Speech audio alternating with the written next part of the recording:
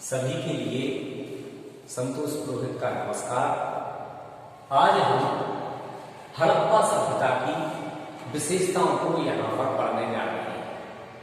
हड़प्पा सभ्यता, चूंकि आप सभी जानते हैं कि 2600 ईसा पूर्व से 1900 ईसा पूर्व के मध्य की समस्त संसार के इतिहासकारों ने माना है।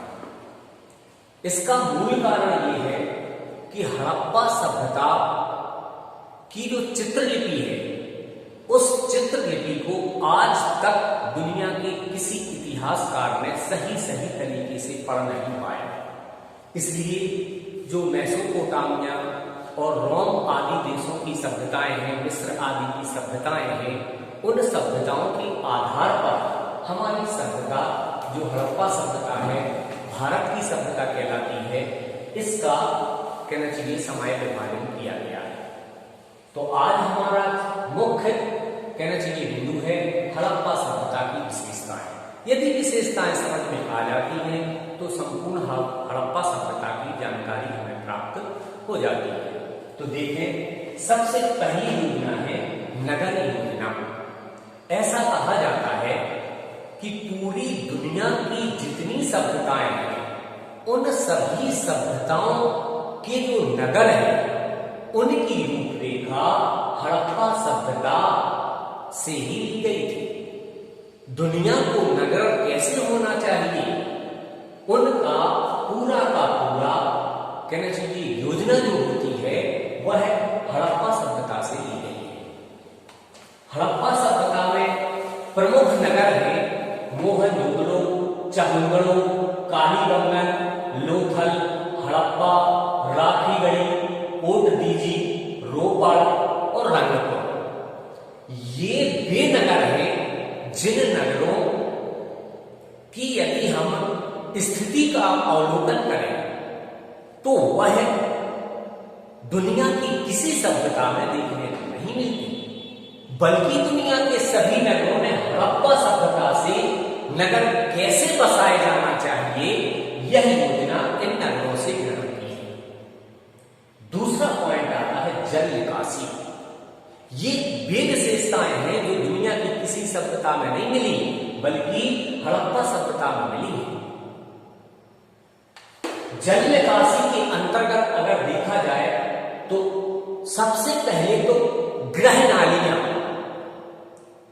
घर के भीतर से बाहर दरवाजे तक जल को कैसे निकाला जाए, क्योंकि हर घर में आप सभी जानते हो जल एक महत्वपूर्ण संसाधन के रूप में उपयोग में लाया जाता है।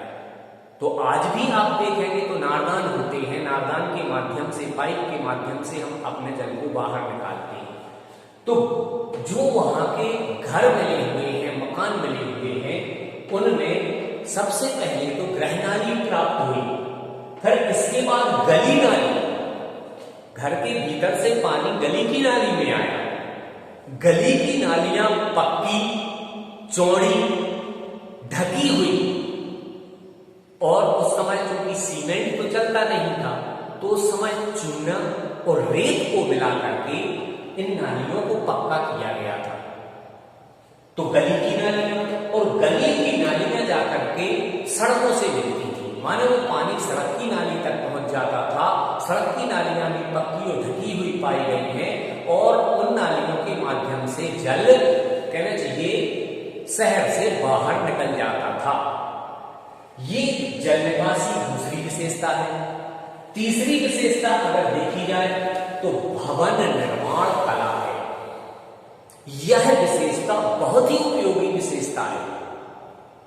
इसके अंतर्गत अगर देखा जाए भवन निर्माण कला के अंतर्गत, तो यहां पर कई प्रकार के भवन प्राप्त हुए हैं। सबसे पहला भवन मिला है आवासीय भवन, जिसमें लोग निवास करते थे।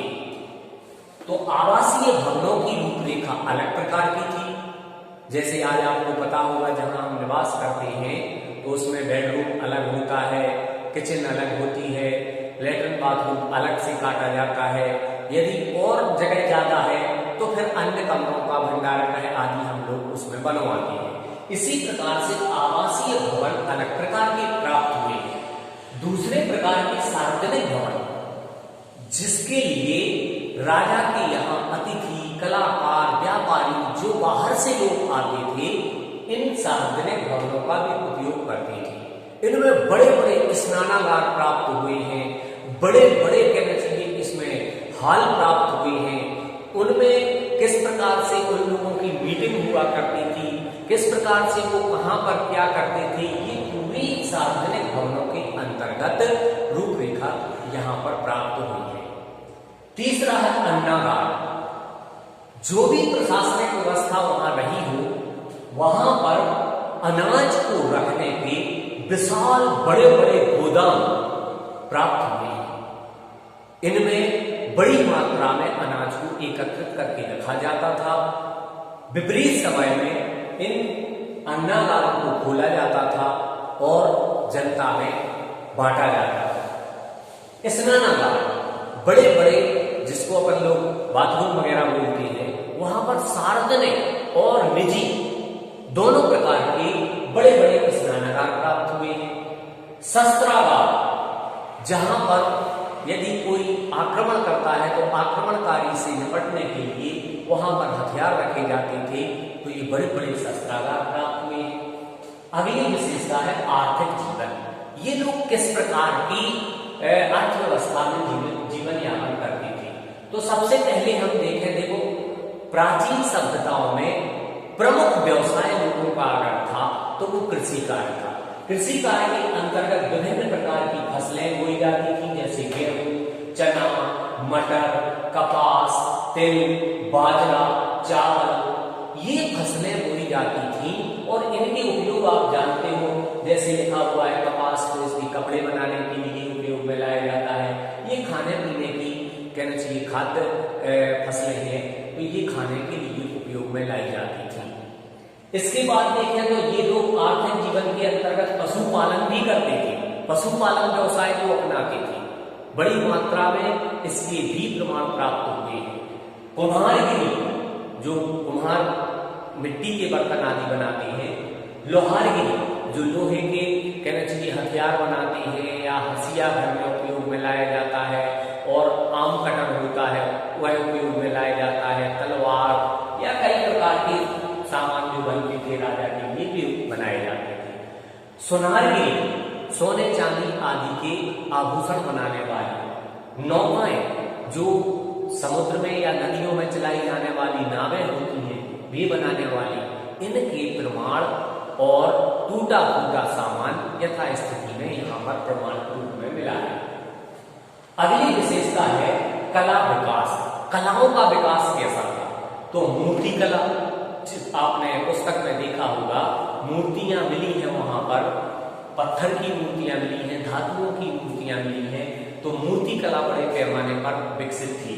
चित्रकला, मोहर कला, मोहर बनाने की प्रणाली तो आपको जानकर आश्चर्य होगा कि मोहनजोदड़ो की जो या हड़प्पा सभ्यता की जो कहना चाहिए मोहरें हैं, वे मेसोपोटामिया, मिस्र और यूनानी सभ्यताओं से मैच करती हैं। माने यहां से वहां के लोगों ने ये सीखी। लेखन कला, चूंकि लेखन कला में थोड़ा यहाँ पर आप अगर देखेंगे तो भ्रम है, क्योंकि यहाँ पर चित्रलिपि में लिखा जाता था, जिस लिपि को आज भी इतिहासकारों ने नहीं पढ़ पाया। नृत्य कला, नृत्य करती हुई नृत्यांगनाओं की मूर्तियां प्राप्त हुई हैं। संगीत कला, कई वाद्य यंत्र मिले हुए हैं। वाद्य यंत्रों से ये पता चलता है कि संगीत कला भी उन्नत अवस्था में थी। अगली विशेषता है सामाजिक जीवन।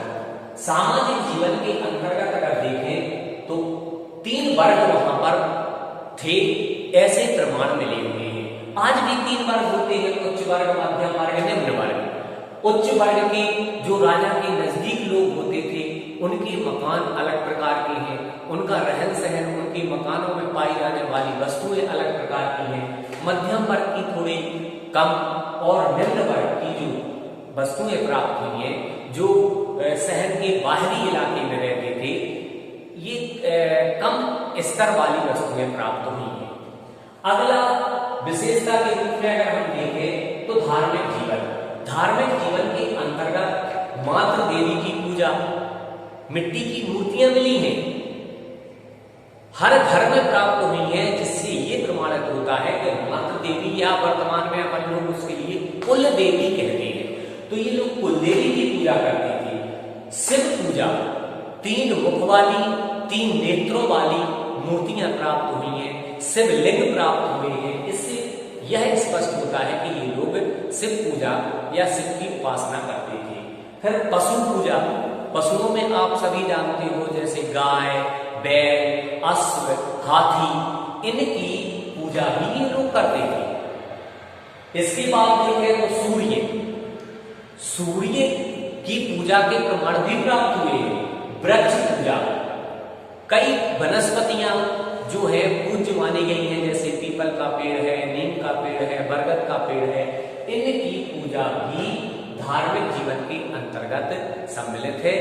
और आखिरी अगर हम विशेषता देखें तो राजनीतिक स्थिति, चूंकि ये विशेषता इतनी कहना चाहिए इंपोर्टेंट नहीं है, क्योंकि राजनीतिक स्तर वहां का कैसा था इसकी स्पष्ट प्रमाण हमारे लिए प्राप्त नहीं हुए।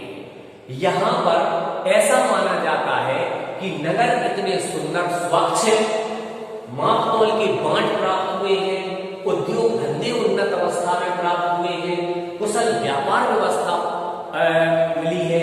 तो इसी के आधार पर यह लगाया जाता है कि यहाँ की राजनीतिक स्थिति भी बड़ी उन्नत अवस्था में थी। इस प्रकार हम कह सकते हैं ये हमारी 6 विशेषताएं जो बताई गई हैं, ये हड़प्पा सभ्यता की प्रमुख विशेषताएं हैं। इसी के साथ हम आज का कालखंड यहीं पर समाप्त करते हैं। सभी के लिए नमस्कार।